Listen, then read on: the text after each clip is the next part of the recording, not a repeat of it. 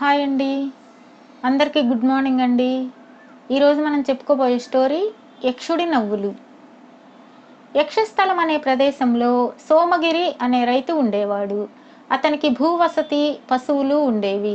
కానీ అతనిలో కొంత లోభగుణం ఉండడం చేత పొలాల పని, పశువుల పోషణ తానే చూసుకుంటూ ఉదయం లేచినది మొదలు రాత్రి పొద్దుపోయిందాకా తెగ తిరుగుతూ ఉండేవాడు. ఒకనాటి ఉదయం సోమగిరి తన పశువుల పని చూసుకుని పొలానికి వెళుతూ ఉండగా దారికి కొంచెం దూరం నుంచి ఎవరో గురక పెడుతున్న చప్పుడు వినిపించింది.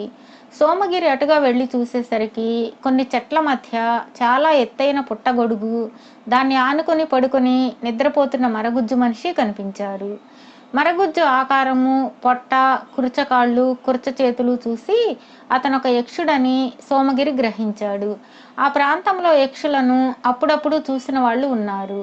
పూర్వకాలంలో యక్షులు మనుషులతో స్నేహం చేసి తమకు గల విద్యల సహాయంతో ఎన్నో మేళ్లు చేసేవారట. ఆ కాలం గడిచిపోయింది. ఇప్పుడు యక్షులు మానవులు కనపడితే పారిపోతున్నారు. ఈ నిద్రపోతున్న యక్షుణ్ణి పట్టుకొని నిర్బంధించినట్లయితే వాడి సహాయంతో పెద్ద నిధి సంపాదించుకోవచ్చునని సోమగిరికి తట్టింది.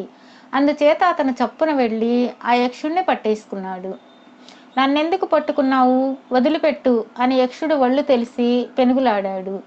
దొరక్క దొరికావు, నాకు ఒక మంచి నిధి నిక్షేపం కావాలి, అది ఎక్కడ దొరుకుతుందో చెప్పిందాకా నిన్ను వదిలిపెట్టను అన్నాడు సోమగిరి. ధనం ఎక్కడ పాతిపెట్టి ఉంటుందో నాకు నిజంగా తెలియదు, నీకెలా చెప్పేది అన్నాడు యక్షుడు అమాయకంగా.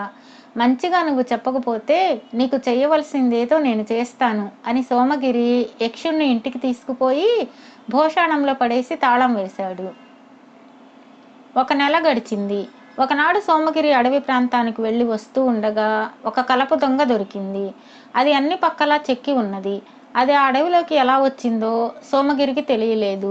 అతడు దాన్ని భుజానికి ఎత్తుకొని ఊళ్ళోకి మోసుకొచ్చి వడ్రంగి శరభయ్యకు అమ్మి 2 రూపాయలు తీసుకుని ఇంటికి వచ్చాడు.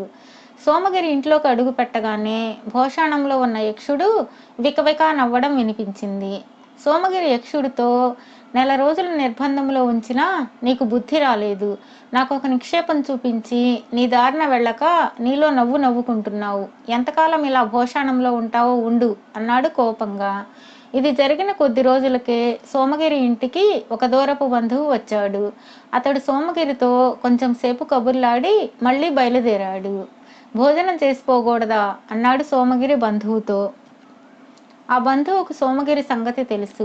అందుచేత అతను వద్దులే, పోవలసిన దూరం చాలా ఉంది అంటూ బయలుదేరాడు.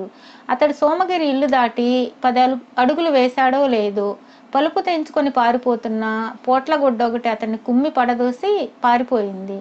కాలు విరిగిన బంధువును సోమగిరి తన ఇంట్లోకి తెచ్చి నెల రోజుల పాటు ఉంచుకోవాల్సి వచ్చింది. సోమగిరి తన బంధువుని ఇంట్లోకి తీసుకొస్తుండగా భోషాణంలో ఉన్న యక్షుడు రెండోసారి వికవికా నవ్వాడు. సోమగిరి విని విననట్లు ఊరుకున్నాడు. ఇంకొక నెల గడిచింది. ఒకనాడు సోమగిరి సంతకు వెళ్ళాడు. అతను తన డబ్బంతా నేలలో ఒక చోట పాతి ఉంచాడు. ఆ కాలంలో డబ్బు జాస్తిగా ఉన్న వాళ్ళందరూ అలాగే చేసేవారు. సోమగిరి డబ్బు పాతిపెట్టిన చోటుకి వెళ్ళి కొంత డబ్బు తీసి మిగతాది మళ్ళీ పూడ్చిపెట్టి సంతకు వెళ్ళిపోయాడు. అది ఎవడో చాటు నుంచి గమనించి సోమగిరి వెళ్ళిపోయాక అక్కడ తవ్వి పాతిపెట్టిన డబ్బంతా తీసుకుని గుంట జాగ్రత్తగా పూడ్చి తన దారిన తాను వెళ్ళాడు. సాయంకాలం అయ్యాక సోమగిరి సంతలో కొన్న సరుకులతో సహా ఇంటికి తిరిగి వచ్చేసరికి భోషాణంలో ఉన్న యక్షుడు పగలబడి నవ్వటం ప్రారంభించాడు. సోమగిరికి చాలా కోపం వచ్చింది. అతను భోషాణపు తాళం చెవి తెచ్చి భోషాణం తెరిచి యక్షుణ్ణి పట్టుకు పైకి లాగి, 2 నెలలుగా నిన్ను నిర్బంధంలో ఉంచినా నువ్వు నాకు ఉపకారం చెయ్యకపోగా విరగబడి నవ్వుతున్నావు. ఇప్పటికి 3 సార్లు నవ్వావు. నీ నవ్వుకు కారణం చెప్పకపోయావో నిన్ను గొంతు పిసికి చంపేస్తాను. చెప్పు, నీ నవ్వులకు కారణం ఏమిటి అని అడిగాడు. ఒకరోజు నీకు ఒక చెక్కిన దొంగ దొరికింది. దాన్ని నువ్వు శరభయ్యకు 2 రూపాయలకు అమ్మావు. వట్టి మందమతివి కావడం చేత అందులో లక్షలకు విలువైన బంగారము, రత్నాలు ఉన్నట్లు తెలుసుకోలేకపోయావు. శరభయ్య వాటిని తీసుకొని లక్షాధికారై హాయిగా బతుకుతున్నాడు. నీ మందబుద్ధి చూస్తే నాకు నవ్వొచ్చింది అన్నాడు యక్షుడు. సోమగిరికి మాట వినేసరికి మతిపోయినట్లయింది. రెండోసారి మా బంధువు కాలు విరిగినప్పుడు ఎందుకు నవ్వావు అని యక్షుణ్ణి అడిగాడు. నీ తెలివి తక్కువకే నవ్వాను.